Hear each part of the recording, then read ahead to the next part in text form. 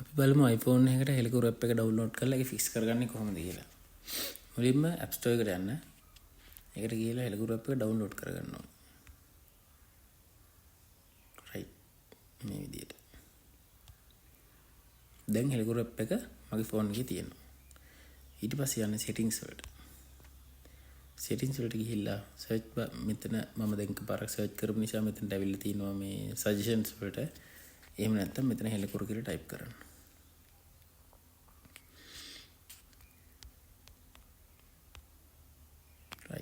ඊට පස්සේ හෙලකුරු app එක එනවා ඒකට ටච් කරන්න. ඊට පස්සේ හෙලකුරු යටතේ එනවා ලිස්ට් එකක් එතන තියෙනවා keyboards කියලා.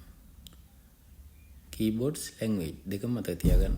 keyboard ටච් කරාට පස්සේ එනවා හෙලකුරු කියලා නැවතත් ඒකට ටික් කරන්න. allow full access ඒකට ටික් කරන්න. මෙතනනේ message එකටත් allow දෙන්න. ඊට පස්සේ නැවත back වෙන්න. අර කලින් ආපු තැනටම මම කිව්ව මතක තියාගන්න කියලා language කියලා. language කියන තැන ටච් කරන්න. ඒතර ඉංග්‍රීසි සිංහල තමිල් කියලා එනවා. ඒකේ සිංහල ටච් කරන්න. දැන් ඔයාගේ ෆෝන් එකට හරියටම හෙලකුරු app එක download වෙලා fix වෙලා ඉවරයි.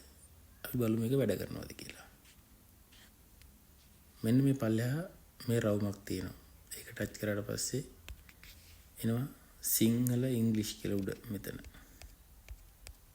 එතන සිංහල කියලා දාලා අපිට අවශ්‍ය දේ ටයිප් කරන්න. හරි. දැන් ඔයාගේ ෆෝන් එකට හරියටම පික්සල් ඉවරයි. ඊගා වීඩියෝ එකකින් හම්බ වෙනකන් හැමෝටම සුබ දවසක්.